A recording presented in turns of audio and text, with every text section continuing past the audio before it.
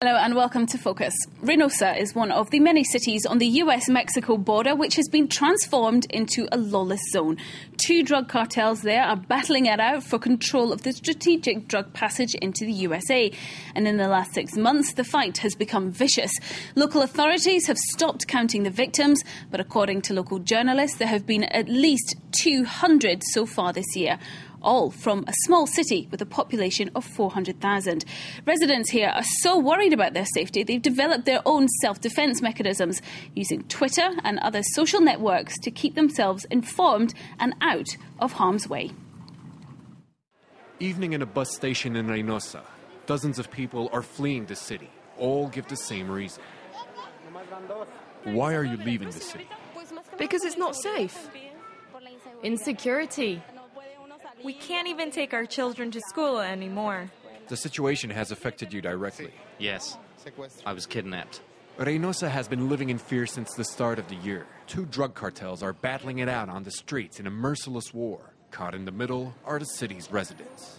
Twitter has become an unlikely safety tool. Since the information flows in real time, it's through these pages Reynosa residents can find out when they can go out and when to stay barricaded at home. Maggie is connected to Twitter around the clock. I use it to keep in touch with my friends and to keep myself up to date on what's happening in the city.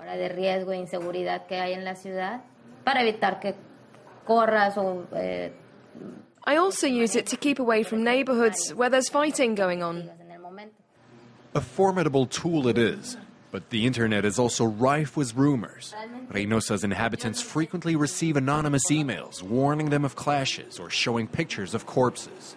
And it's hard to know what to believe. A few weeks ago, one of these emails spread panic throughout the city. There was such paranoia that nobody went to work. For 3 days, we didn't take our children to school. All activities ceased until the mayor decided to create an information webpage. They had to publicly come out and say, these are rumors, all is well. The town hall opened its own Twitter account in February with the aim of warning the population of dangerous situations. The day before, a grenade had been thrown at the police station. The explosion sparked panic, but through Twitter, city officials were able to restore calm. We said there's no more risk at the crossing of Bravo and Matamoros streets. Proceeding with caution is recommended. Juan keeps an eye on tweets sent by residents. When a particular message catches his eye, he calls the police to verify the information. Oh, a warning has just appeared. Attention, attention, this is not a joke. There will be trouble at the Conservative Party rally. So we'll alert the police, which I do with my BlackBerry. Reynosa is one of Mexico's most dangerous cities. Apart from a few tweets, there's very little left to protect oneself from heavily armed organized crime. Well, joining me now is longtime Mexico City correspondent Adrian Bard. The report there painted a very grim picture, Adrian. Is life really lived in fear in these places? Well, life definitely has changed in many Mexican towns, especially the border towns like Reynosa. And it affects daily lives in many ways. There is more police presence, there are more roadblocks, and it's more common now to stop and get questioned, even by police agents. And Adrian, why do local people feel the need to take their security in their own hands here? Well, there's still widespread mistrust of police. And it's hard to tell the good guys from the bad guys sometimes, especially amid all the stories about policemen that have sold out to the drug traffickers.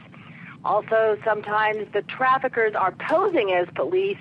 They create fake police roadblocks. So there's confusion and a sense that the police don't protect you.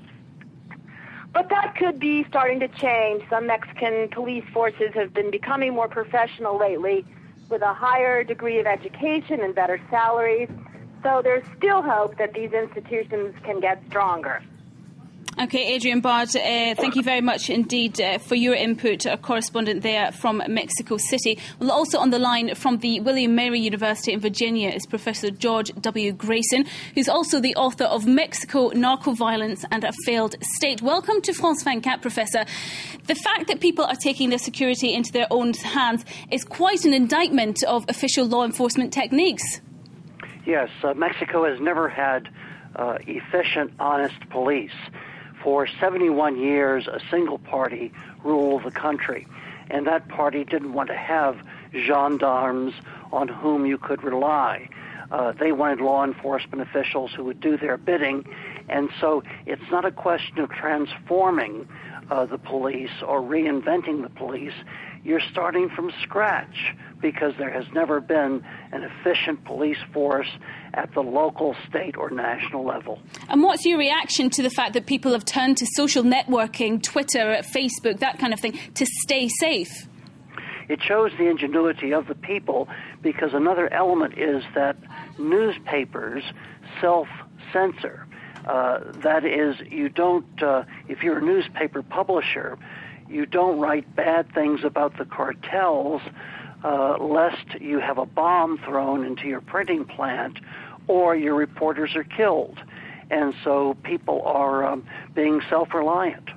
So the police sound fairly redundant in a situation like this. What can be done to better police the streets so that people don't have to take matters into their own hands? It's really difficult to say, because there are so many billions of dollars that perhaps you can manage a drug war, but it's virtually impossible to win it.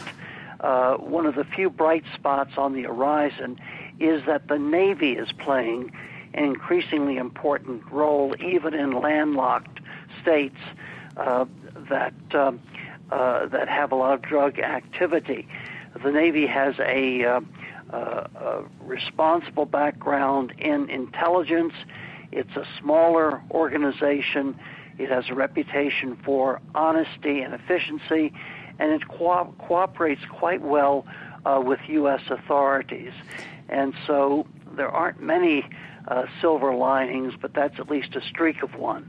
And Professor, can I just ask, do you think this is a thing of the future? Because it seems to work incredibly well, as we saw in our report.